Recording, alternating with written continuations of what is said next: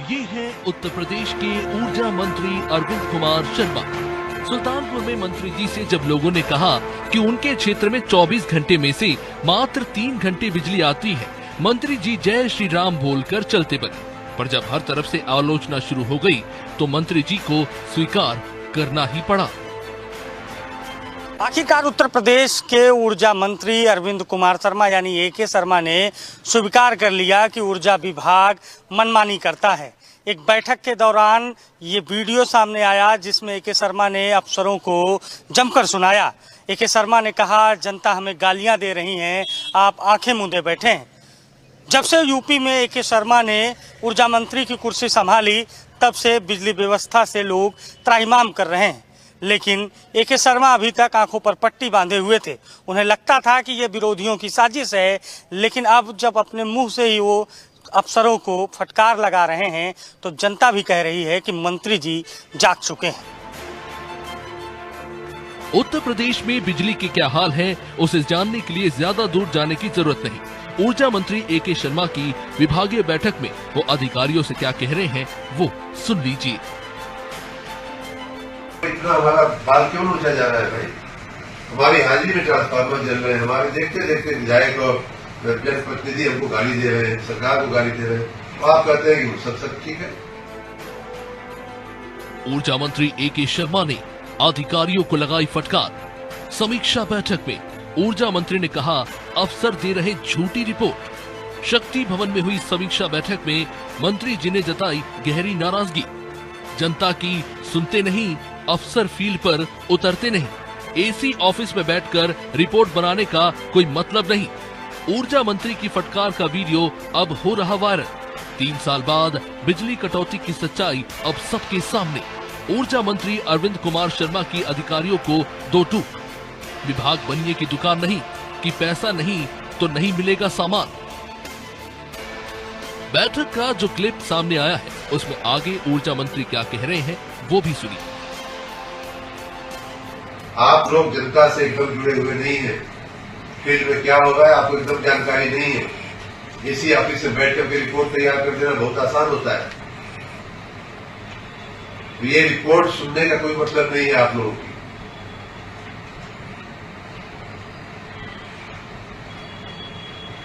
आप लोगों ने मैं आज बहुत ही नाराज, बहुत ही दुखी होकर के यहाँ आया और मैं फिर आशीष आपको भी कह रहा हूँ कि हम एक पब्लिक यूटिलिटी चला रहे हैं, पब्लिक सर्विस चला रहे हैं। ये कोई बनिया की दुकान नहीं हम चला रहे हैं, पैसा नहीं दिया सामान नहीं मिलेगा, सामान हमको देना पड़ेगा।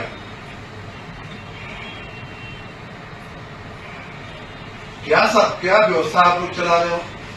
छोटी सी बिल नहीं जमा हुआ पूरे गांव की लाइट।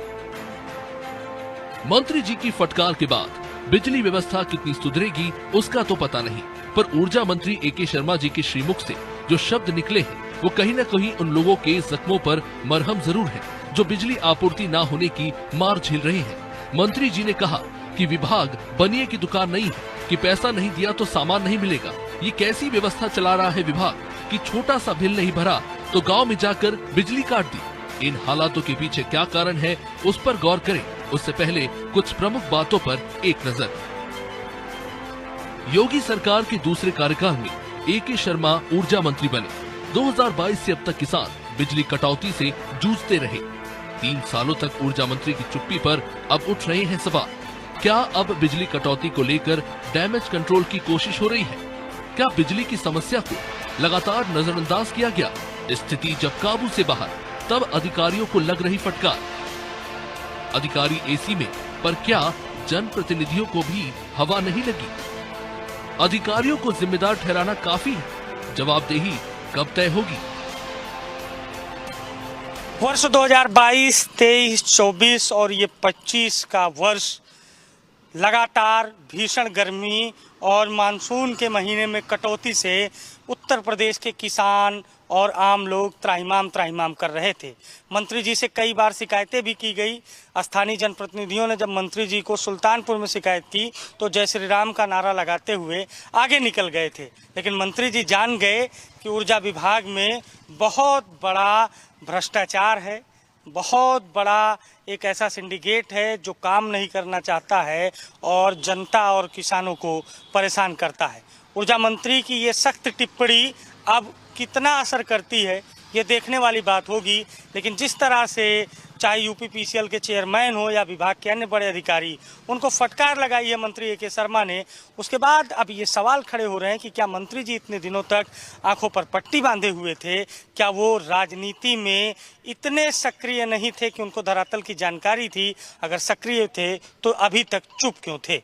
सहयोगी जितेंद्र के साथ अभिषेक शर्मा, अनादि टीवी, लखनऊ।